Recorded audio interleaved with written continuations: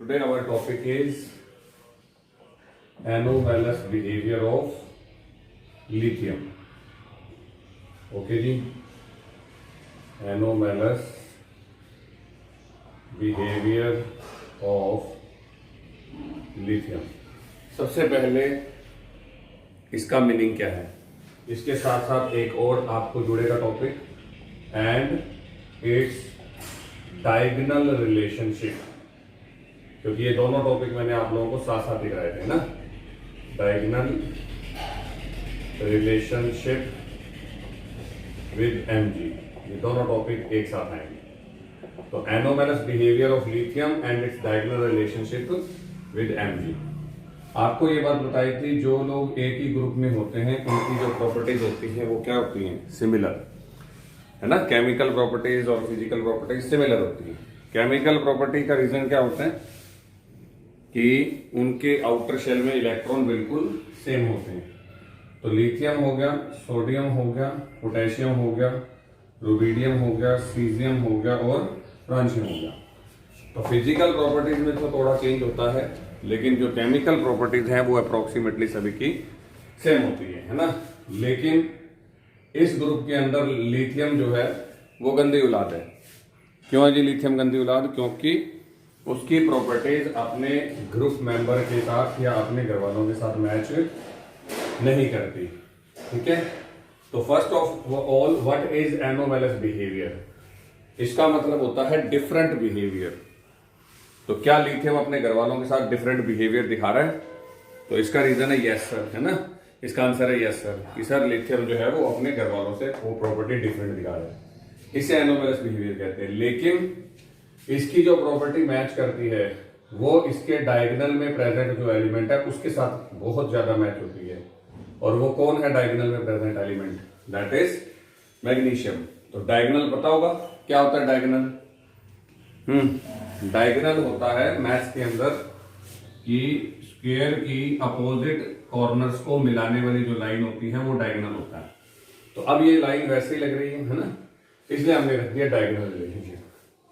तो सबसे पहले तो बच्चा यही पूछता है कि सर क्या रीजन होता है कि लिथियम अपने घर वालों के साथ प्रॉपर्टी सेम नहीं रखता, और क्यों ये गंदी औलाद है, और क्यों मैग्नीशियम के साथ ज्यादा प्रॉपर्टीज सिमिलर रखता है ना.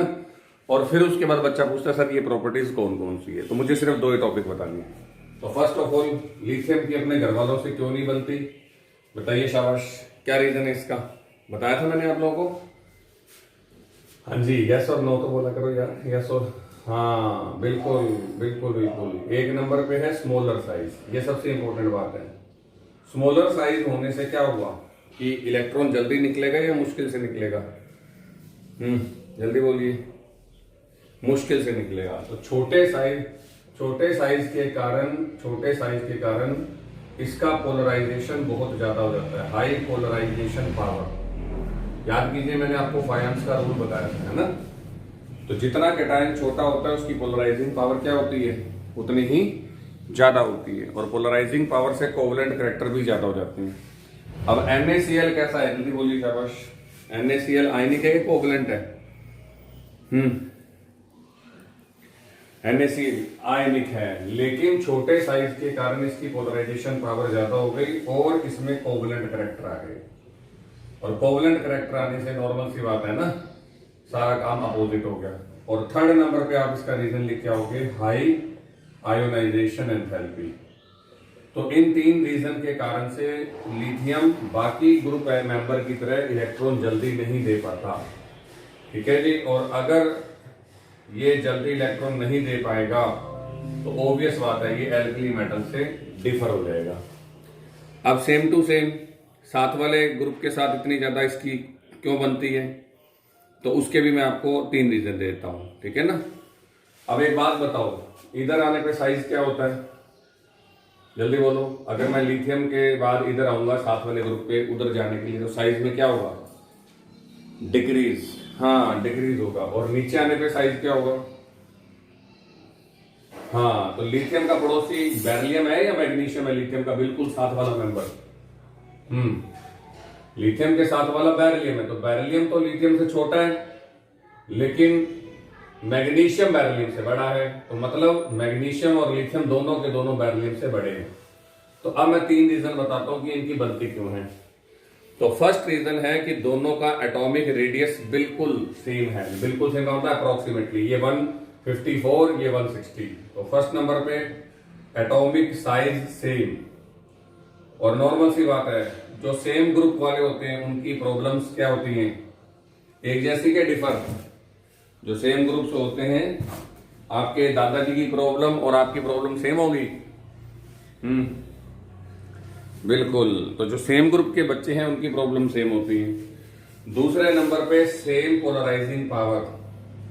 तो इसका मतलब दो तो ऊपर ही याद होगे ना, सेम पोलराइजिंग पावर, इन दोनों की पोलराइजिंग पावर भी सेम है। और थर्ड नंबर पे आप लिखोगे, आपके पास में जो रीजन है वो ये है कि जो इनका आप लोगों के पास एटॉमिक साइज और एटॉमिक रेडियस का रेशो है, जिसको मैं आयोनिक पोटेंशियल बोलता हूं, वो सेम होता है। आयोनिक पोटेंशियल को हम शो करते हैं फाई से, और फाई का मतलब होता है आयोनिक अपने चार्ज अपॉन रेडियस का जो रेशो है वो सेम है। The ratio of charge and radius is same. तो ये सेम होने से कैरेक्टर इनके बिल्कुल सेम हो गए। तो अब मुझे ये बताना था भी ये एनोमलस बिहेवियर क्यों शो कर रहा है, उसके 3 रीजन दे दिए।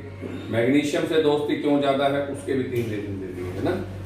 तो जो सेम ग्रुप के दोस्त होते हैं उनकी हम ज्यादा सुनते हैं, क्योंकि वो हमारे दोस्त है ना, घर वालों की बजाय सुनने के। तो ये सारे दिन एमजी के साथ घूमता है, तो एमजी जैसा हो गया। अब नॉर्मल सी बात है, अब मैं एनोमलस प्रॉपर्टीज पूछूंगा, कौन कौन सी प्रॉपर्टीज हैं जो मेरे घर वालों से मेरी मैच नहीं खाती। फिर मैं आपको बताऊंगा एमजी के साथ कौन कौन सी मेरी मैच करती हैं। तो ये 2 बार पढ़नी पड़ेंगी या एक बार में समझ आ जाएंगी, सोच के बताओ। जो मेरी प्रॉपर्टीज घर वालों से मैच नहीं करती, ऑटोमेटिक बात है, वो क्या होगी, वो किससे मैच करती हैं, एमजी के साथ मैच करती हैं, है ना। तो अब क्या मतलब है कि आपको 2 बार मैंने वहां नोट्स के अंदर बताया हुआ है। एक बार what are the anomalous properties and what are the diagonal relationship. लेकिन असल में ये दोनों प्रॉपर्टीज एक जैसी हैं। जो मेरे प्रॉपर्टीज लिथियम की सोडियम फैमिली के साथ नहीं मिलती या अपनी फैमिली से नहीं मिलती, वो जस्ट ऑटोमेटिकली उधर मिलेंगी। तो करें शुरू, जल्दी बोली, शाबाश। तो first of all, the first property of lithium which is anomalous is, बताइए सोडियम पोटेशियम और रुबिडियम कैसे मेटल्स हैं, सॉफ्ट मेटल है कि हार्ड मेटल है? सॉफ्ट हैं, याद कीजिए, है ना। Even they can be cut by knife, ये बात भी हमारी हुई थी, है ना। लेकिन अब इसकी कौन सी प्रॉपर्टी है, जस्ट उल्टा लिखो, इट इज हार्ड। अब हार्ड का मतलब ये प्रॉपर्टी इसकी इनके साथ मैच नहीं कर रही। Lithium is hard but other alkali metals are soft. तो एनोमलस में पूछूंगा तो ये लाइन लिखोगे, लेकिन अगर डायगोनल में पूछता तो क्या लिखते, lithium is hard like magnesium, तब ये लिख के आओगी कि लिथियम जो है वो मैग्नीशियम की तरह ही हार्ड है। होगी ना बात क्लियर। सेकंड नंबर पे बताइए मेल्टिंग पॉइंट और बॉइलिंग पॉइंट, एल्कली मेटल्स का क्या होता है, ज्यादा या कम? बोला करो यार, कम होता है। लेकिन लिथियम कहता है ना, मेरा तो कम नहीं होता, मेरा Mg की तरह ज्यादा होता है, ठीक है। थर्ड नंबर पे बताइए जी लिथियम को घर वालों ने मना किया कि बेटे हम ना या तो बनाते हैं परऑक्साइड, याद करो सोडियम ने परऑक्साइड बनाया था, और या बनाते हैं हम सुपर ऑक्साइड, या हम सुपर ऑक्साइड बनाते हैं। पर लिथियम जो है वो ऑक्सीजन के साथ रिएक्ट करके सिंपल ऑक्साइड बनाता है। जब हमने इससे पूछा क्यों बनाता है सिंपल ऑक्साइड, तो इसने कहा मैग्नीशियम भी तो सिंपल बनाता है ना। तो मैग्नीशियम क्या बनाता, जल्दी बोलिए, सुपर ऑक्साइड, ना बनाता परऑक्साइड। तो इसने बिल्कुल कॉपी कर ली, सेम टू सेम। तो थर्ड प्रॉपर्टी ये है। फिर हमने इससे पूछा कि सोडियम का हाइड्राइड कैसा है, तो वो आयनिक है और जल्दी टूट जाता है, इसलिए इनके हाइड्राइड जल्दी टूट के गुड रिड्यूसिंग एजेंट है। लेकिन लिथियम का हाइड्राइड बहुत स्टेबल है। फिर से वही क्वेश्चन आके खड़ा हो गया, क्यों? क्योंकि मैग्नीशियम का हाइड्राइड भी स्टेबल है। तो देखो दोनों प्रॉपर्टीज एक साथ हो गई है। फिफ्थ नंबर पे हमने इससे पूछा कि चलो जी NaOH कैसा है, बेसिक या एसिडिक या न्यूट्रल या वीक बेस, जल्दी बोलिए NaOH। तो सारी दुनिया को पता है इनके हाइड्रोक्साइड स्ट्रॉन्ग बेस है, अब NaOH इसका पापा इसको समझा रहा है कि लिथियम बेटे हमारे देख, तेरे दादाजी को देख, तेरे है ना बड़ा दादाजी को देख, लकड़ दादा, लोहा दादा, इनके हाइड्रोक्साइड हाई बेसिक है, स्ट्रॉन्ग बेसिक है ना। लेकिन लिथियम क्या कहता, LiOH is a weak base. फिर हमने पूछा क्यों, क्योंकि फिर से उसने बोल दिया क्योंकि magnesium hydroxide is also a weak base. सुना है कभी आप लोगों ने इसको, सुना है मैग्नीशियम हाइड्रोक्साइड को? 10th क्लास में सुना होगा, जब एक वर्ड पढ़ा होगा एंट एसिड। ये आपके पास है मिल्क ऑफ मैग्नीशिया, जिसे मैं अगले टॉपिक में भी पढ़ाऊंगा। और मिल्क ऑफ मैग्नीशिया जो है वो एंट एसिड के लिए काम होता है। बच्चों से कहते हैं मिल्क ऑफ मैग्नीशिया क्या है, तो बच्चे कह देते हैं मैग्नीशिया इज एनिमल, है ना, और बना देते हैं जी मिल्क ऑफ काउ, वैसे ही मिल्क ऑफ मैग्नीशिया पे ऐसे लिख देते हैं। जबकि मिल्क ऑफ मैग्नीशिया का मतलब है मैग्नीशियम हाइड्रोक्साइड, और मैग्नीशियम हाइड्रोक्साइड का सोल्यूशन जो है वीक बेस है। अब वीक बेस पेट में एसिडिटी को ठीक कर देता है, इसलिए वो एक एंट एसिड है, याद रख लोगे, ये बहुत इंपॉर्टेंट बात है। अब है लिथियम नाइट्रोजन के साथ रिएक्शन कर जाता है, क्योंकि उसे घर वालों ने मना किया था। इनके घर वाले डायरेक्ट नाइट्रोजन से रिएक्शन नहीं करते। लिथियम ने कहा अब तो जरूर करूंगा, तुमने मना कर दिया ना, क्योंकि नाइट्रोजन के साथ कोवलेंट बॉन्ड बनाने पड़ेंगे, और ये फटाक से देखिए जी कोवलेंट बॉन्ड बन गए, बाकी मेटल्स नहीं करते। हमने पूछा क्यों कर लिया, तो फिर से वही क्वेश्चन, क्यों कर लिया, क्योंकि मैग्नीशियम भी नाइट्रोजन से फटाफट रिएक्शन कर लेता है। फिर इनके जो नाइट्रेट्स हैं वो गर्म करने पर ऑक्सीजन गैस देते हैं। सोडियम का नाइट्रेट गर्म करोगे O2 निकलेगी, O2 निकलेगी, O2 निकलेगी, O2 निकलेगी, O2 निकलेगी। तो लिथियम कहता है O2 तो निकालूंगा लेकिन NO2 भी निकालूंगा। तो इसका मतलब लिथियम नाइट्रेट को अगर आपने गर्म कर दिया तो लिथियम नाइट्रेट एक तो बनाएगा Li2O, और साथ में आपके पास बनेगा NO2 गैस, ये बनेगी ही बनेगी, और साथ में O2 बनेगी। तो ये बात मेरे बच्चों को पता होनी चाहिए, ठीक है। तो NO2 गैस है, 4 लिथियम है, सॉरी, तो ये 4 के हिसाब से यहाँ हो जाएंगे आपके ऑक्सीजन, ये लो जी 2, ठीक है, 2 NO2, सॉरी 4 NO2, 4 है ना नाइट्रोजन। तो ये देखो जी, इनके नाइट्रेट्स गर्म करने पर NO2 गैस नहीं देते, लिथियम देता है क्योंकि मैग्नीशियम भी देता है। फिर इसके बाद लिखा हुआ है इनके कार्बोनेट जो है वो बहुत स्ट्रॉन्ग बॉन्ड बनाते हैं। तो मतलब इनके कार्बोनेट्स को गर्म करोगे तो वो जल्दी से टूटेंगे नहीं।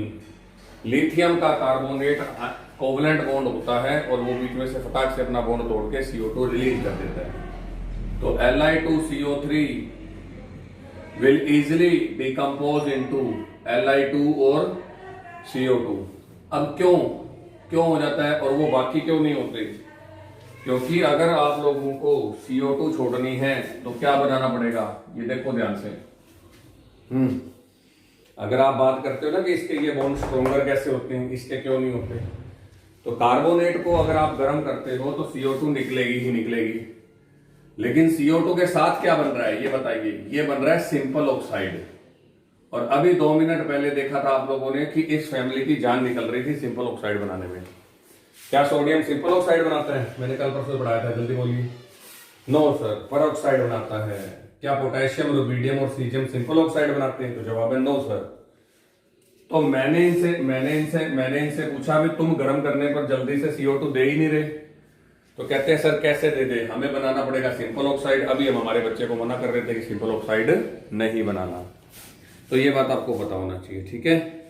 फिर उसके बाद में लिखा हुआ है lithium fluoride, lithium phosphate, oxalate और कार्बोनेट, ये सारे पानी में कम घुलते हैं। या सीधा लिख देना कि लिथियम के कंपाउंड जो है वो पानी में कम घुलते हैं। स्प्रैंगली सोल्यूबल का मतलब होता है लेस सोल्यूबल इन वाटर, जबकि बाकी इनके जो खानदान वाले हैं वो सारे फटाफट घुलते हैं। रीजन मैं बताऊंगा कि आप बताओगे? शाबाश। क्यों लिथियम के सोल्ट पानी में कम घुलते हैं? कंपाउंड के साथ सोल्ट लिख देना, लिथियम के salt. Very good very good very good very good. ऐसे मजा आता है जब तुम बोलते हो। तो लिथियम ने साफ बता दिया था कि सर मैं तो कोवलेंट करैक्टर लाऊंगा, मेरे वालों में हाई पोलराइजेशन होगा, इस वजह से आयनिक करैक्टर कम होगा। और जब आयनिक कैरेक्टर कम होगा तो नॉर्मल सी बात है पानी में सोलबिलिटी कम होगी। बाकी सारे आयनिक हैं और वो जल्दी घुल जाते हैं। तो ये लिथियम की प्रॉपर्टी है। और लास्ट है लिथियम मैग्नीशियम की तरह से, लिथियम के जो क्लोराइड्स होते हैं ना वो मैग्नीशियम की तरह से हाइड्रेटेड हो जाते हैं। मतलब ये क्या कह रहा है सर, ये देखो MgCl2.6H2 हाइड्रेटेड, मतलब जो अपने साथ वाटर को कनेक्ट कर ले। तो इसके घर वालों ने मना किया था कि बेटे अपने ऐसे काम नहीं करते, ये जैसे MgCl2.6H2O है ना, इसने कर लिया। अब लिथियम तो खुश है, नहीं सर नहीं पापा मैं तो जरूर करूंगा। तो LiCl और 2H2O। तो ये 10 प्रॉपर्टीज है, पर आपको 10 नहीं चाहिए होती, आपको मैक्सिमम 4 या 5 चाहिए होती है, जो कि वो बड़े आराम से याद हो जाती है ना। ये फिजिकल प्रॉपर्टीज है 2, बाकी सारी केमिकल प्रॉपर्टीज हैं। तो लिथियम अपने घर वालों से कौन कौन सी बातें डिफर करता है? तो जो बातें घर वालों से डिफर है वो ही मैग्नीशियम के साथ डायगोनल रिलेशनशिप के अंदर है। तो आप अगर चेक करना चाहते हो मैं दोबारा चेक कर देता हूं, ठीक है। फर्स्ट नंबर पे लिथियम की प्रॉपर्टी है दोनों मेटल्स हार्ड हैं, बिल्कुल मैंने ये लिखा है।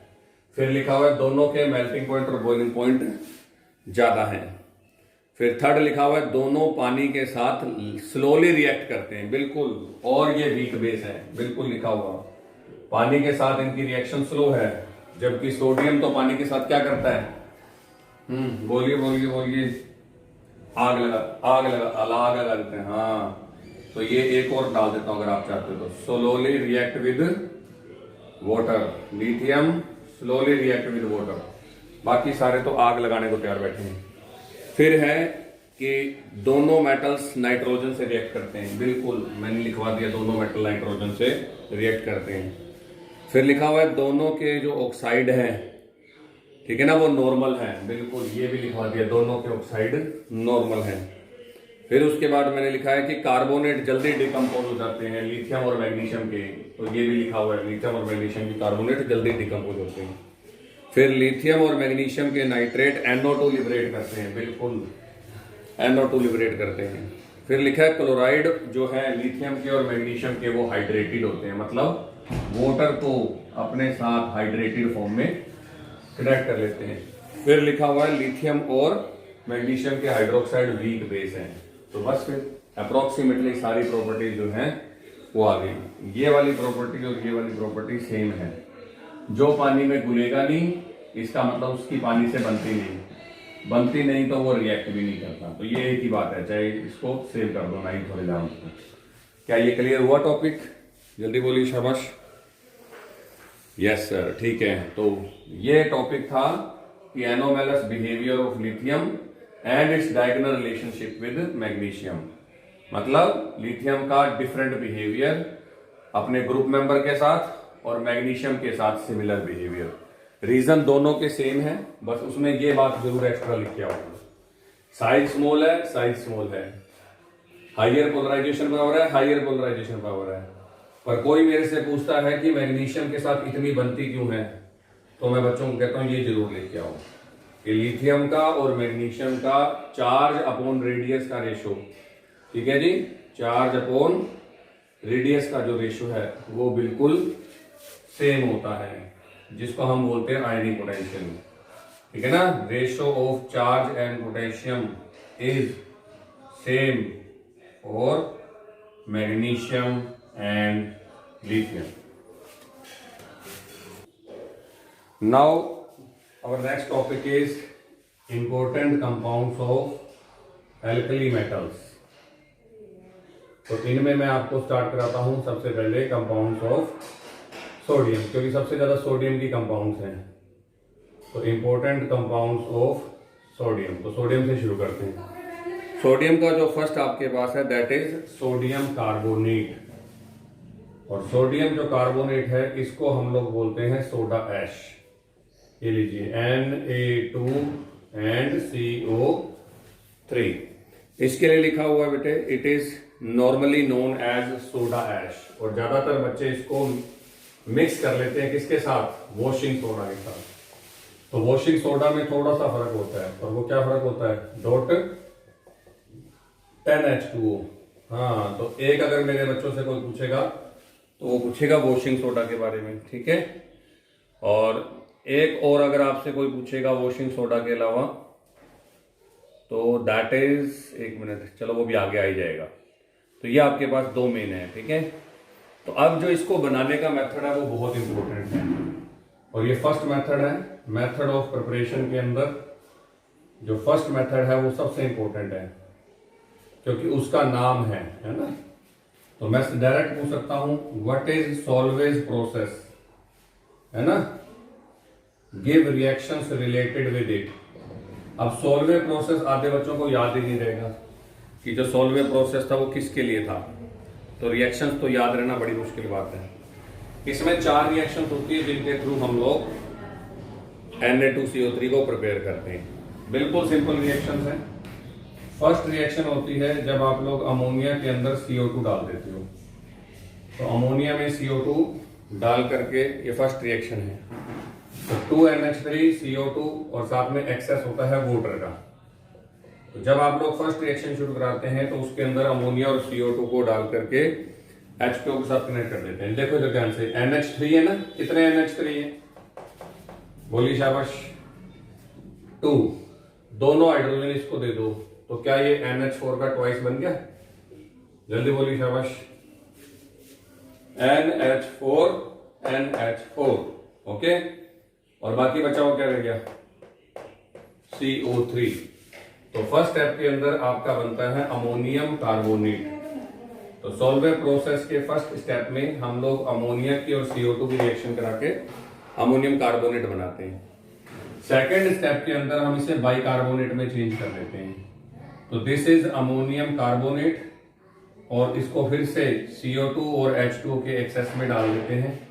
और आपको जरूर पता होगा, जब CO2 से दोबारा ट्रीट करते हैं तो कार्बोनेट कन्वर्ट हो जाता है बाइकार्बोनेट में। NH4 तो 2 पड़े, तो मैंने लिख दिया 2NH4। और अब ध्यान से देखना, HCO3 HCO3, तो इसका मतलब ये मेरे पास बन गया अमोनियम बाइकार्बोनेट, जिसको आप लोग हाइड्रोजन कार्बोनेट भी बोलते हो। This is ammonium bicarbonate. अब कार्बोनेट से बाइकार्बोनेट जो होते हैं वो ज्यादा सोल्यूबल होते हैं, ये आपने देखा भी था हार्डनेस वाले चैप्टर में। तो मैंने क्यों कन्वर्ट किया, ताकि ये जल्दी सोल्यूबल हो जाए और इसकी सोडियम से बड़े आराम से रिएक्शन हो जाए। अब डिकम्पोजिशन रिएक्शन आएगी। Now I am reacting it with NaCl solution. तो ये रिएक्शन मेरे बच्चे बता देंगे। थर्ड रिएक्शन में हम क्या करते हैं कि HCO3 की रिएक्शन NaCl से करा देते हैं।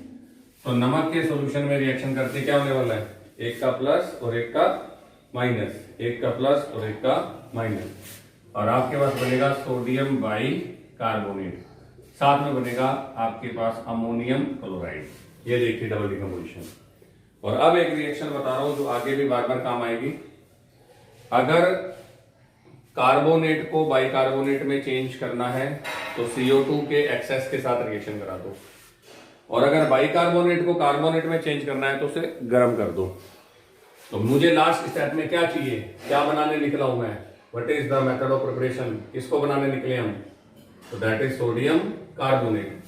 तो लास्ट एंड फाइनल स्टेप होता है NaCH CO3 को हीटिंग दे दीजिए, और हीटिंग देते ही इसमें से H2O और CO2 निकल जाएगा, और आपके पास बचा हुआ रह जाएगा Na2 और CO3। तो ध्यान से देखो, 2NaHCO3 लाया था सोडियम बाइकार्बोनेट, Na2CO3 एक रह गया, और HCO3 निकल गया। एक CO3 CO2 की फॉर्म में और 2H H2O की फॉर्म में। तो ये फर्स्ट मेथड है सोल्वे मेथड, आपको ध्यान रखना पड़ेगा, ठीक है। और यहाँ पर आपके पास 4 स्टेप्स हैं, तो ये चारों स्टेप्स आपको देने पड़ेंगे जब टीचर आपसे पूछेगा सोल्वे मेथड को यूज करो।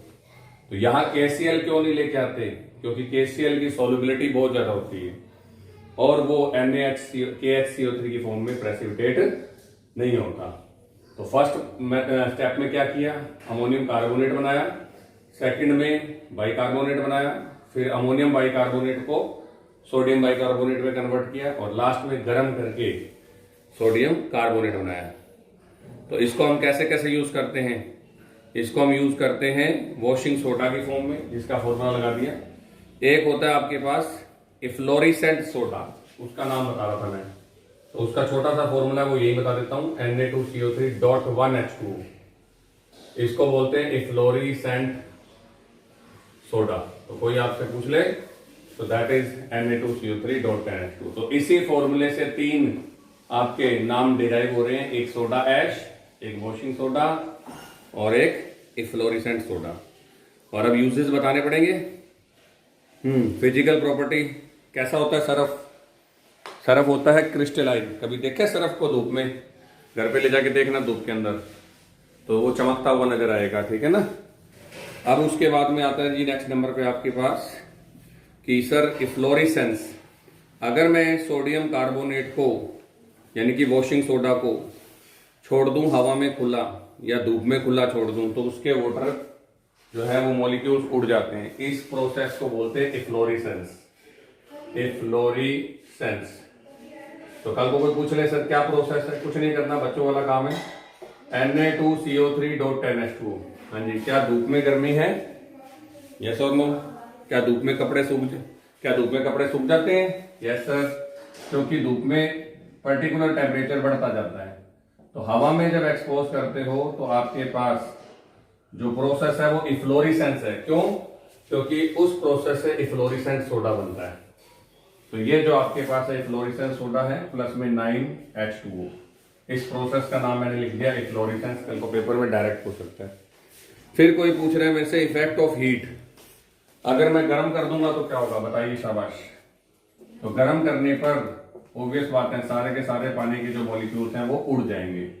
9 तो आपने नॉर्मली एयर में उड़ा दिए, पर अगर मैंने इसको लगभग 1020 तक गर्म कर दिया तो सारे वाटर के मॉलिक्यूल उड़ जाते हैं और ये होता है इफेक्ट ऑफ हीटिंग। ये बिल्कुल बच्चों वाली बात है, ठीक है।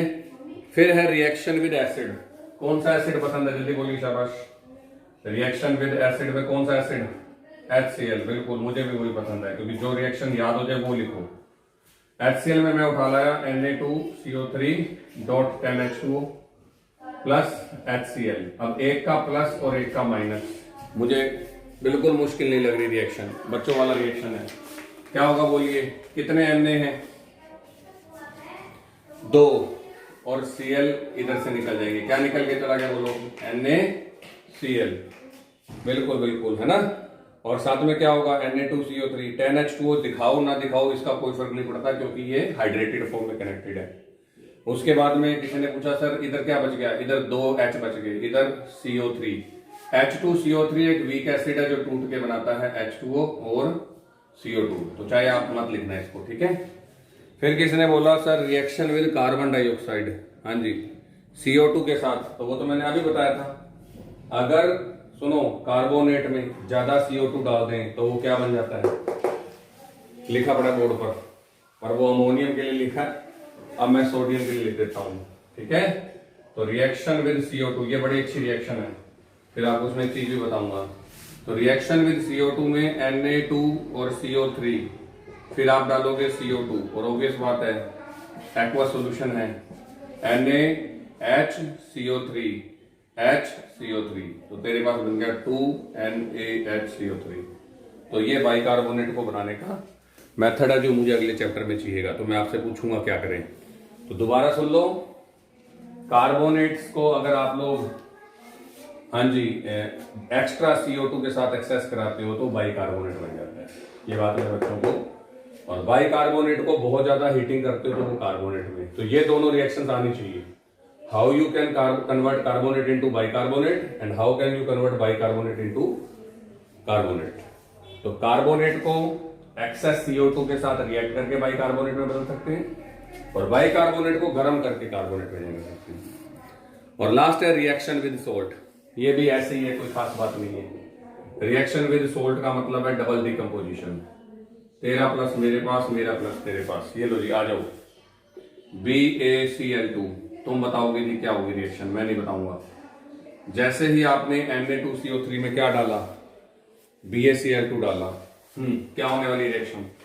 बोलिए बोलिए, बच्चों वाली रिएक्शन है ये, तो आनी चाहिए बेटे, इनमें कोई टाइम नहीं खराब करना। ये बोरिंग पार्ट है वैसे भी इस चैप्टर का। हाँ, और साथ में 2NaCl। और बेरियम कार्बोनेट में बेरियम का साइज बड़ा है तो ये व्हाइट PBT की फॉर्म में बनता है। याद आ रहा है, मैंने कल परसों बताया था कि बेरियम के सारे सोल्ट वाइट होते हैं अगर उनको फ्लेम टेस्ट करें तो। ठीक है जी। तो दिस इज वॉशिंग सोडा। क्या क्या यूज होता है वॉशिंग सोडा, जल्दी बोली शाबाश। तो वॉशिंग सोडा से कपड़े धो सकते हैं, बिल्कुल बिल्कुल। जब डाई करते हैं ना, डाई कपड़ों पे डाई करते हैं, तब भी वॉशिंग सोडा की जरूरत पड़ती है। Washing cloth, dyeing cloth. उसके अलावा कभी देखा है कास्टिक सोडा बनाने में? क्या होता है कास्टिक सोडा? NaOH, उसको बनाने में भी ये काम आता है। इसके अलावा ये आता है अदर साल्ट ऑफ सोडियम। ये देखो जी, अदर सॉल्ट मैंने बनाए, NaCl, NaHCO3। उसके अलावा अदर सॉल्ट कोई और बनाना तो उसके। फिर आता है वाटर सॉफ्टनिंग में। हाँ, ये मुझे याद है, वाटर सॉफ्टनिंग याद है क्या? वाटर सॉफ्टनिंग में इसको बुला के लाए थे, याद कीजिए, Na2CO3 से ट्रीटमेंट किया था। और लास्ट है इसको पेपर पे, क्लॉथ पे और पेंट इंडस्ट्री में। पेपर को जो स्मूथ बनाने का काम होता है वो आपके वॉशिंग सोडा और कास्टिक सोडा का मेन काम होता है। तो this is all from today's class.